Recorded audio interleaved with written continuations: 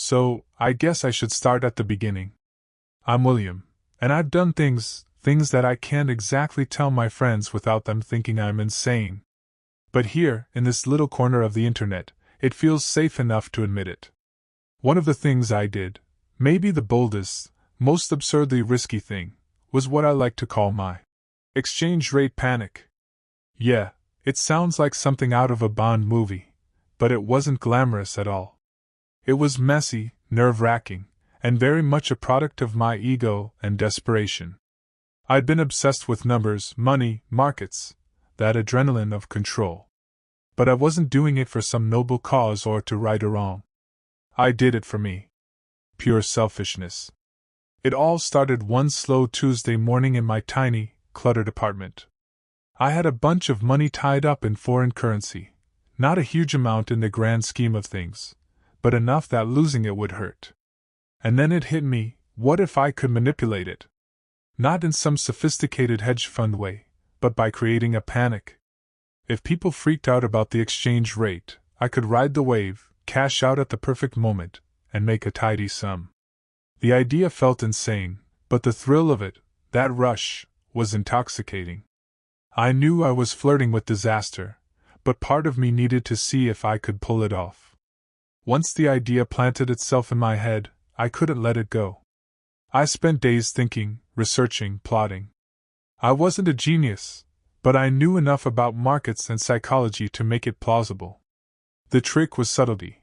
I didn't want to openly manipulate anything. I wanted to suggest panic, seed doubt, let fear do the work. I started by watching news cycles, monitoring forums, and following currency trends like a hawk. I created fake accounts online, posed as analysts, and casually dropped rumors about instability in the system. Nothing too obvious, just little hints that would make people second-guess themselves. I even wrote a few analysis posts, under pseudonyms, throwing in charts that looked credible enough to freak out amateur traders. I double-checked my timing, my wording, my sources. Everything had to seem organic. I practiced my own reactions too, rehearsed disbelief so anyone who questioned me wouldn't suspect. It felt almost like theater, but with stakes way higher than any stage I'd ever stood on. The day I decided to act, my heart was racing like crazy. I remember sitting at my laptop, fingers hovering over the keyboard, staring at the fake posts I had drafted. I kept telling myself, just a little push. Don't get caught. Just a test. Then I hit post. At first, nothing happened. My stomach churned. But slowly, the ripples started. Traders on forums began questioning their positions, retweeting my analysis, sharing screenshots. It spread faster than I imagined. I felt a weird mix of thrill and terror. Watching people panic because of something I planted, it was intoxicating and horrifying at the same time. Then came the first hiccup. A real analyst spotted one of my posts and asked for sources. My pulse spiked. I fumbled, typing vague answers, praying they wouldn't dig deeper. Every ping of a new notification made my hands shake. I was exhilarated, yes, but terrified. Every comment, every share felt like a step closer to exposure. Just when I thought I had things under control, the chaos took on a life of its own. My posts were being quoted in smaller news sites, then blogs, and suddenly even some financial groups on Telegram were debating whether the currency might actually be unstable. My little experiment was snowballing faster than I anticipated. I started getting nervous calls from people I knew, friends, colleagues, asking if I'd seen the reports. Their voices were anxious, almost panicked. Every time I lied and said I hadn't, my throat tightened. The adrenaline was insane. I couldn't stop checking feeds, watching reactions like a voyeur.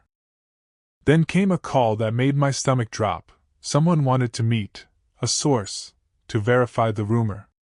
My mind raced. I had to think fast or everything would unravel. I realized I had started something I could barely control. The thrill was still there, yes, but now it was tangled with real fear. That meeting request shook me harder than anything so far. I knew showing up was suicide. Getting found out would ruin me. I spent hours trying to come up with excuses, imagining scenarios where I could bluff my way through, but none felt safe. Every ping from my phone now felt like a countdown. I decided to stall. I emailed, pretended I was busy, dodged questions, all while secretly panicking. My pulse was constant thunder in my ears. And then the unthinkable happened. A friend I hadn't confided in texted me about hearing weird chatter on a forum. My stomach dropped. I realized that the web I'd spun was catching everyone, including people I cared about. For a moment, I thought about deleting everything, wiping my digital footprints, but it was too late. The post had already spread. My panic was mounting, but I had to act like nothing was wrong. The thrill was gone, now it was survival mode. By this point, I was completely unmoored. The adrenaline that had thrilled me at the start had twisted into pure anxiety. Every notification, every news alert made my chest tighten. I couldn't eat, couldn't sleep, and the guilt was gnawing at me in a way I hadn't anticipated. It wasn't just about getting caught anymore. It was about the people I'd manipulated without a second thought. I kept replaying every post, every lie I'd typed, and my stomach would sink each time. At the same time, a dark part of me was exhilarated. I had managed to steer a small part of the market, even if temporarily. That combination of fear, guilt, and thrill was like nothing I'd ever felt. I realized I was addicted to it, the power, the control, but also terrified of it. It was intoxicating and toxic at the same time. I felt like a tightrope walker over a pit of my own making, with no safety net in sight. The turning point came when the first serious consequence hit. One of the small trading forums reported that the exchange rate, panic, might be traced back to a single source. Suddenly, my little online persona wasn't just a fun experiment, it was a potential liability. My stomach dropped, and I realized that what I had thought was harmless manipulation could spiral into something much bigger. I spent hours debating whether to vanish online entirely or try to smooth things over. Every message, every post I'd made felt like a ticking time bomb. The thrill I had felt earlier had completely evaporated, replaced by raw fear. I started obsessively checking traffic, seeing how far my posts had spread, who had seen them, and if anyone was close to finding out it was me. At that moment, I realized the adrenaline wasn't worth it. I had crossed a line I couldn't uncross, and there was no going back. My actions had consequences that I couldn't fully control. Once I realized the situation was spiraling, I had to act fast. I started carefully retracting posts, deleting accounts I'd used, and trying to spread messages that downplayed the panic I'd caused. I even reached out to a few forum moderators anonymously, hinting that my sources weren't reliable. Every step felt like walking on a tightrope over a canyon. One slip and everything could collapse. The worst part was how people responded. Some were suspicious, some angry, and a few actually thanked me for clarifying. I had to maintain a facade of authority while secretly sweating through every interaction. Every notification, every reply, felt like a judgment waiting to strike. I couldn't stop thinking about who might already know, who might connect the dots, or who might expose me. Emotionally, I was shredded. Fear, guilt, and shame tangled with the lingering rush of power I had felt. I realized that no amount of clever planning could erase the mark I'd left on people's minds, or on myself. Even after I tried to clean up, close calls kept coming. A journalist reached out asking for comment on the sudden market instability, and I froze. My mind raced. I couldn't tell them the truth, but I couldn't lie too obviously either. I stammered through vague statements, hoping they wouldn't push for more. Every word felt like a tightrope act over an abyss. Then a former colleague messaged me, casually asking if I'd seen the crazy posts online. Panic gripped me. I had to play it cool, pretending I didn't know, while secretly checking to see how much of the forum traffic traced back to my pseudonyms. My hands shook, my pulse pounded, and I realized how easily it could all collapse. The thrill of the initial manipulation was gone. Now it was all fear, adrenaline, and guilt. Each narrow escape felt like cheating fate itself, and I began to understand just how reckless I had been, and how lucky. After a week of constant stress, I finally had to face the fallout.